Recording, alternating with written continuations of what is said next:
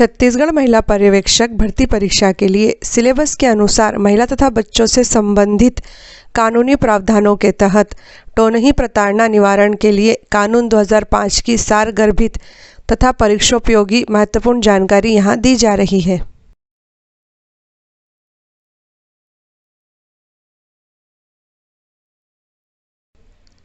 किसी भी कानून को अच्छे से समझने के लिए यह ज़रूरी होता है कि ऐसा कौन सा कारण है जिसके चलते उस कानून को बनाने तथा उसे लागू करने की ज़रूरत महसूस हुई है। आज हम छत्तीसगढ़ टोनही प्रताड़ना निवारण अधिनियम 2005 क्यों लाया गया है, इस पर विचार करते हैं। सर्वप्रथम हम यह समझते हैं कि टोनही क्या होती है। टोनही का अर्थ डायन, चुड़ैल अथवा बिच होता है। ग्रामीण क्षेत्रों में टोनही अर्थात डायन या चुड़ैल के नाम पर प्रायः उन औरतों को जुल्म झेलना पड़ता है जो विधवा है, जिनके बच्चे नहीं हैं या जो अकेले रहती हैं। इस प्रकार की महिलाओं की जायदाद हड़पने, उनका शारीरिक शोषण करने या उनके साथ दुष्कर्म करने की नीयत से झूठे आरोप लगाकर उन्हें परेशान किया जाता है तथा उन्हें टोनही सिद्ध करके अपना स्वार्थ सिद्ध करने के प्रयास किए जाते हैं। इसे हम कुछ एग्जाम्पल से समझने का प्रयास करते हैं। माना किसी परिवार में 4 भाई हैं, चारों की शादी हो गई है तथा चारों के पास कुल मिलाकर 40 बीघा ज़मीन है। किसी कारण से एक भाई की मृत्यु हो जाती है तथा बाकी बचे 3 भाई अपनी विधवा भाभी को जमीन में से हिस्सा नहीं देकर मृत भाई की जमीन को खुद हड़पना चाहते हैं, तो वे अपनी विधवा भाभी को टोनही अर्थात डायन या चुड़ैल सिद्ध करने का प्रयास करेंगे। परिवार के रिश्तेदारों में, गांव में ऐसी अफवाह फैलाएंगे कि उनकी विधवा भाभी रात में बरगद के या इमली के पेड़ के नीचे जाकर जादू टोना करती है। शिक्षा की कमी तथा अंधविश्वास के चलते गांव वाले भी उनकी बातों में तत्काल आ जाते हैं तथा उस विधवा महिला को टोनही या डायन बोलने लग जाते हैं तथा उसे हर समय प्रताड़ित करते हैं। झाड़ फूंक करने वाले फर्जी ओझा या तांत्रिक लोग भी इसमें लोगों का जमकर साथ देते हैं तथा उस महिला को पूरा गांव टोनही सिद्ध करके या तो मार देता है या उसे मार मार कर गांव से बाहर निकाल दिया जाता है। इस प्रकार विधवा भाभी की जमीन पर उसके 3 देवरों का कब्जा हो जाता है। अब हम एक दूसरा एग्जाम्पल लेते हैं। यदि कोई महिला अकेली है, उसके बच्चे नहीं हैं अथवा विधवा है, तो पुरुष समाज के कुछ लोग उस महिला को अपनी संपत्ति समझेंगे तथा उसका शारीरिक शोषण करने का प्रयास करेंगे। यदि वह महिला इस कृत्य का विरोध करती है तो इस प्रकार के लोग ओझाओं तथा तांत्रिकों के साथ मिलकर उस महिला को टोनही या डायन सिद्ध करके उसका शारीरिक शोषण करते हैं। उस महिला को टोनही या चुड़ैल सिद्ध कर देने के बाद कोई भी उस महिला का साथ नहीं देता है तथा पूरा गाँव उस महिला को अमानवीय यातनाएं देता है। उसे पूरे गांव में नग्न करके घुमाया जाता है। अंततः उस महिला का कई लोगों द्वारा बलात्कार करके या तो उसे पत्थरों से मार मार कर खत्म कर दिया जाता है अथवा यदि वह महिला गांव वालों से जान बचाकर किसी तरह जंगल में भाग भी जाती है तो कुछ समय बाद जंगल में ही भूख प्यास से तड़प तड़प कर वह मर जाती है।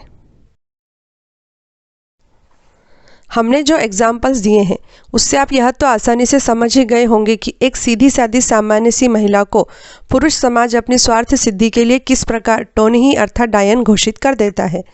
पूरी दुनिया जानती है कि टोनही, चुड़ैल या डायन नामक कोई चीज़ होती ही नहीं है, फिर भी हमारा समाज क्यों इस प्रकार का अमानवीय कृत्य अबला नारी के साथ करता है? तो इसका सबसे बड़ा कारण अंधविश्वास, शिक्षा की कमी तथा लचर कानून व्यवस्था है। इस लचर कानून व्यवस्था को ठीक करने तथा छत्तीसगढ़ की महिलाओं को सुरक्षा प्रदान करने के उद्देश्य से छत्तीसगढ़ सरकार द्वारा छत्तीसगढ़ टोनही प्रताड़ना निवारण अधिनियम 2005 लागू किया गया है। छत्तीसगढ़ टोनही प्रताड़ना निवारण अधिनियम 2005 संपूर्ण छत्तीसगढ़ में 30 सितंबर 2005 से लागू किया गया है। इस अधिनियम में कुल 16 धाराएं हैं। इस अधिनियम की वे धाराएं जो परीक्षा की दृष्टि से महत्वपूर्ण आगे दी जा रही हैं।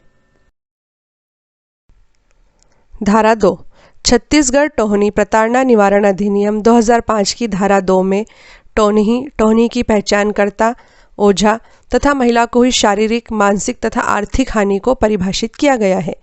धारा 4 इस अधिनियम की धारा 4 के अंतर्गत यदि कोई व्यक्ति किसी महिला की टोहनी के रूप में पहचान करता है या किसी महिला को केवल डायन भी कह देता है तो वह 3 वर्ष के कठिन कारावास तथा जुर्माने से दंडित किया जाएगा।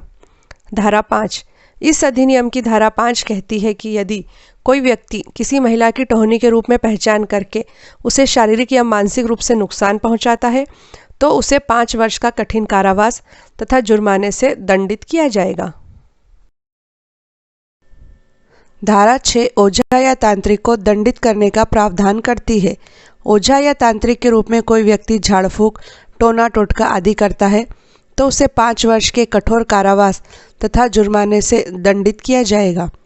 धारा 7 उस व्यक्ति को दंडित करने का प्रावधान करती है जो यह दावा करता है कि उसके पास काले जादू की शक्ति या बुरी नज़र है जिससे वह किसी भी व्यक्ति या जानवर को नुकसान पहुंचा सकता है।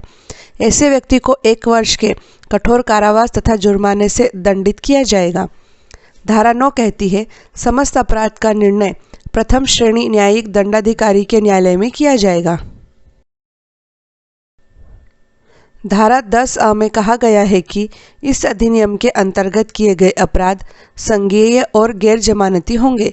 इसका अभिप्राय यह है कि इस अधिनियम के अंतर्गत किए गए अपराध में पुलिस किसी व्यक्ति को बिना किसी वारंट अर्थात न्यायालय की अनुमति के बिना भी तत्काल गिरफ्तार कर सकती है तथा उसकी जमानत भी नहीं होगी तथा उसे अग्रिम जमानत भी नहीं मिलेगी।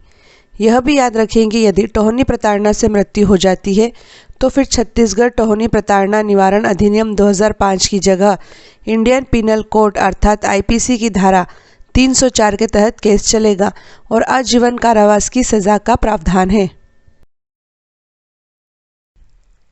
छत्तीसगढ़ टोहनी प्रताड़ना निवारण अधिनियम 30 सितंबर 2005 से लागू हो गया है।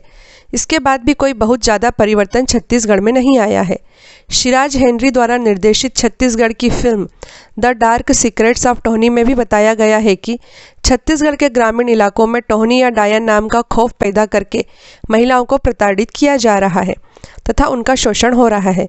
इसका एक और एग्जाम्पल आपको बताते हैं। आपको जानकर बड़ा दुख होगा कि कुछ समय पहले हमारे छत्तीसगढ़ के कोरबा शहर के सिलियारी भाटा गांव में एक मेला लगा था। यह मेला सामान्य मेला नहीं था, वरन इस मेले का उद्देश्य टोहनी अर्थात डायन को पकड़ना था। 1100 की आबादी वाले इस गांव के अंदर कुछ लोगों की किसी बीमारी से मौत होने की वजह से गांव के लोगों ने पंचायत बुलाई ताकि वे टोहनी को सजा दे सके। इसके लिए गांव के लोगों ने कई ओझा तथा तांत्रिकों को भी बुलाया और 2 निर्दोष महिलाओं को टोहनी भी घोषित कर दिया। आज तक पता नहीं चला है कि उन 2 महिलाओं के साथ क्या हुआ, क्या वे जीवित भी हैं। सबसे अधिक शर्म की बात यह है कि छत्तीसगढ़ सरकार के मंत्री और कलेक्टर भी इस मेले में शामिल हुए थे। बीबीसी द्वारा इस मामले को अंतर्राष्ट्रीय स्तर पर भी उठाया गया था, फिर भी कुछ नहीं हुआ।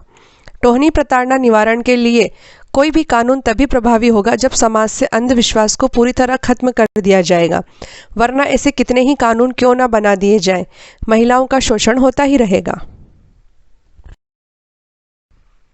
हमें उम्मीद है कि आपको टोहनी प्रताड़ना निवारण के लिए कानून 2005 अच्छे से समझ में आ गया होगा। यदि आपको इसके बाद भी कोई परेशानी, संशय या दिक्कत हो तो आप हमें मैसेज करें। हम और सरल तरीके से महिला तथा बच्चों से संबंधित कानूनी प्रावधानों को समझाने का प्रयास करेंगे। Thank you.